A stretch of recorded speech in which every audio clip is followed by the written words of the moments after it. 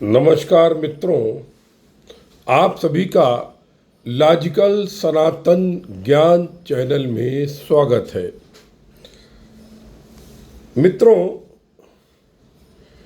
मैंने अपने पहले के क्लिप में भी और अपने ब्लॉग freedhyan.blogspot.com पर भी विस्तार से चर्चा की है कि योग पेट को फुलाना पिचकाना नहीं होता है। योग का अर्थ होता है आत्मा में परमात्मा की एकात्मकता का मिलन, यानी the realisation of supreme soul to your soul and its realisation is called yoga. मतलब आत्मा में परमात्मा की एकात्मकता का अनुभव ही योग है। ये वेदांत महावाक्य है। लेकिन आजकल सुखद पहलू यह है कि भारतीय सनातन संस्कृति का विश्व में प्रचार हो रहा है, लेकिन दुखद ये है कि योग को केवल स्वास्थ्य से जोड़ दिया गया है, प्राणायाम से फूंफा से जोड़ दिया गया है। ये दुखद है, क्योंकि योग षष्टांग भी है, सप्तांग भी है, अष्टांग भी है। तो यहाँ पर मैं ये कहना चाहता हूँ कि योग के लिए प्राणायाम कोई भी आवश्यक नहीं है। कुंडली जागरण के लिए भी प्राणायाम बिल्कुल आवश्यक नहीं है। हमारे एक मित्र का आज फोन आया था, तो यहाँ पर मैं कुछ आपको बताना चाहता हूँ। देखिए, आप विभिन्न साधनाओं के द्वारा अंतर्मुखी होते हैं। आँख से, नाक से, मुंह से, कान से, ये अंतर्मुखी होने के तरीके हैं। और इन तरीकों के नाम दे करके लोगों ने उसको योग कह दिया, मतलब योग मार्ग को योग के नाम से प्रचारित कर दिया। ठीक है, वास्तव में दो ही मार्ग है, एक उपासना, एक हठ योग।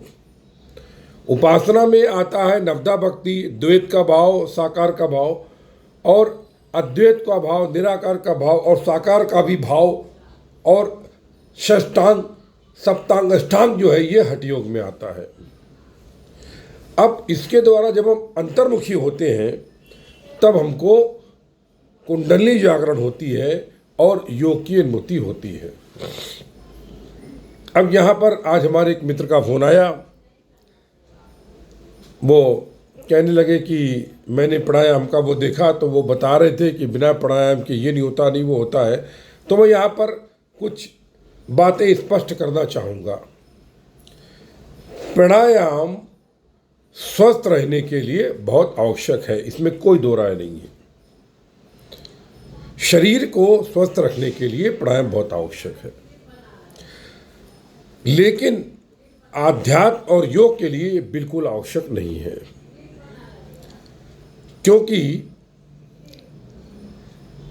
षष्टांग सप्तांग योग में उन्होंने मुद्रा थेरेपी, मुद्रा की बात करी है। जो मुद्रा ऐसे पकड़ते हैं, ऐसे करते हैं, ये सब, ये उंगली, ये इस तरह की मुद्राओं के द्वारा वो योग की बात करते हैं। होता क्या है कि विभिन्न साधनाओं के द्वारा हमारी जब कुंडली शक्ति जागृत हो जाती है, उसके बाद हमारी साधना नहीं रहती है, उसे हम साधन बोलते हैं। क्योंकि कुंडली जागरण के लिए हमें प्रयास करना पड़ता है और साधन अपने आप होता है, और वो केवल कुंडली जागरण के बाद होता है। जब कुंडली मूलाधार चक्र से ऊपर जाने का प्रयास करती है तो हमारे पूर्व जन्म के संस्कारों को बाहर निकाल के क्रिया करती है।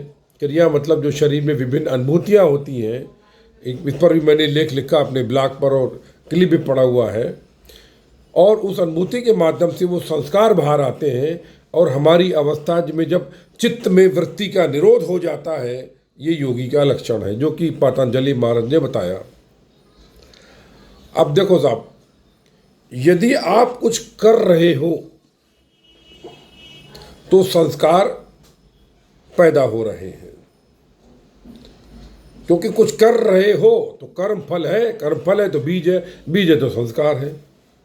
लेकिन जब आप कुछ नहीं कर रहे हो, अपने आप हो रहा है, और उसमें आप लिप्त नहीं हो, दृष्टा भाव रखे हुए हो, तो आपके संस्कार क्षीण हो रहे हैं कुंडली शक्ति के बाद।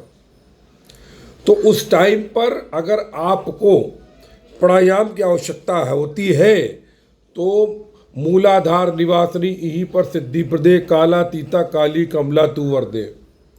वो जगदम्बे शक्ति सब जानती है, वो आपको आवश्यकता अनुसार अपने आप ही प्राणायाम करा देगी। हमारे मित्र हैं HBTI के 96 के पास आउट हैं, एक मल्टीनेशनल कंपनी में भारत के मार्केटिंग हेड है, मैं नाम नहीं लूँगा।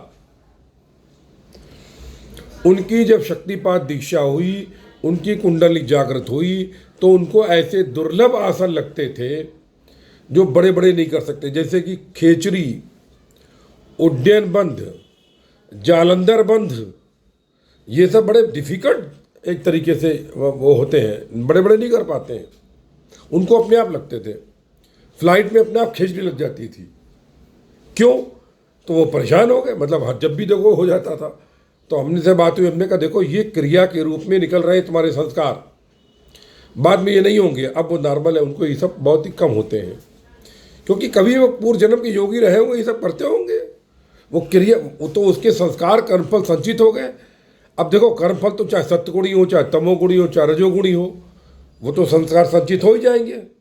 और जब वो संस्कार संचित होते हैं और कुंडली शक्ति जागृत होती है तो वो बाहर निकलते हैं।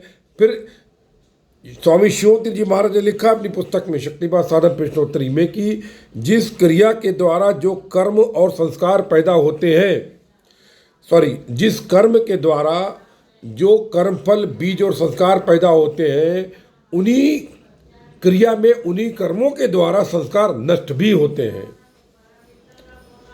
तो यदि आपने सत्गुणी संस्कार लेकर के आप प्राण त्याग दिए तो अगले जन्म में आपके संस्कार सत्गुणी ही होंगे और क्रिया के माध्यम से निकाल, क्योंकि आपको यदि अलक्ष्य की प्राप्ति करनी है, निर्वाण मोक्ष की बात करनी है, अगर अर्थ धर्म काम मोक्ष जो 4 हमारे वहाँ बताए गए सनातन में, तो आपको कोई भी अपने ऊपर बोझ नहीं लेना है, अपनी आत्मा पर कोई आवरण नहीं लेना है, तभी आप उसमें मिल पाएंगे, विलीन हो पाएंगे, निर्वाण मोक्ष की बात कर पाएंगे। ये अगर आप बहुत अच्छे कर्म करके सत्गुणी में गए तो आप अधिक से अधिक स्वर्ग में इत्यादि में जा पाएंगे, फिर वापस आ जाएंगे। मैंने 14 लोगों के ऊपर, जो 14 लोक होते हैं, स्वर्ग तो बहुत नीचे की बात है, थोड़ा ही ऊपर है हमसे, वो 14 लोकों की बात है, 4 ऊपर और 7 ऊपर 7 नीचे। उसका भी मैंने क्लिप डाला है, वो शायद शेयर नहीं किया, ये शायद शेयर करना है या शायद नहीं किया है अभी, वो मेरे चैनल में पड़ा हुआ है। तो प्राणायाम यदि आप उपासना के मार्ग से जा, जैसे तुलसीदास ने कौन सा प्राणायाम किया था, सूरदास ने कौन सा किया था, मीरा ने कौन सा किया था, क्योंकि वो उपासना के मार्ग से ईश्वर प्राप्ति की ओर जा रहे थे। तो आपको यदि योग नहीं हुआ है, कुंडली जागृत नहीं हुई है, तब आप प्राणायाम करिए अपने शरीर को करने के। लेकिन ये ढिंढोरा पीटना कि अच्छा, दूसरी चीज़ एक बात मैं और बताऊं, ये बिल्कुल सही बात सिद्धियों का भोग लेने के लिए प्राणायाम आवश्यक है। क्योंकि मान लीजिए आपको सूक्ष्म जगत से, शरीर से बाहर निकल के आपको यात्रा करनी है। मेरे कई परिचित हैं एक है जबलपुर के हमारे Mishra ji, ex army person है, नाम उनका भी नहीं लूँगा मैं, वो उनका फ़ोन आया, विपुल जी मैं शरीर के बाहर निकल गया और का बहुत दूर से ऊपर चला जा रहा था, पृथ्वी छोटी दिखने लगी, फिर बाद में डर गया, फिर वापस आ गया। एक हमारे जैन साहब ही एरोली में रहते हैं, वो मेरे पास आए थे कि साहब मैंने ध्यान लगाया तो मेरा आसन उठ गया, मैं लद्द से नीचे गिर गया, मुझे चोट लग गई। ये सब क्रियाएं हैं, ये अचंभित वाली होने बात नहीं, इसमें अचंबा कुछ नहीं है इसमें, ये सब क्रिया है। क्रिया कुछ भी कराती है, लाखों प्रकार की होती। तो सिद्धियों के जो कुछ सिद्धियों के भोग के लिए, वो भी मोक्ष लिए आप यही सूक्ष्म गमन करना चाहते हैं या लोगों का भ्रमण करना चाहते हैं, तो आपको प्राणायाम करना पड़ेगा।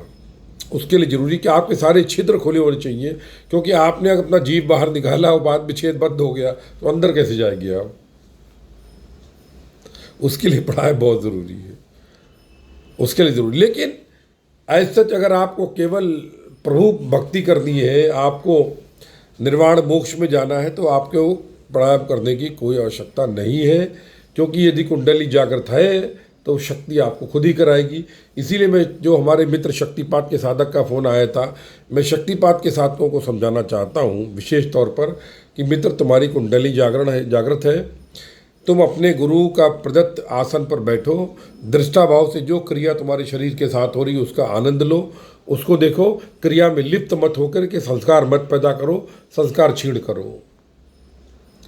तो इन्हीं शब्दों के साथ जय गुरुदेव, जय महाकाली, सर्वस्व ब्रह्म सर्वत्र ब्रह्म, आप सभी के हृदय में उपस्थित ब्रह्म को नमस्कार करता हूँ।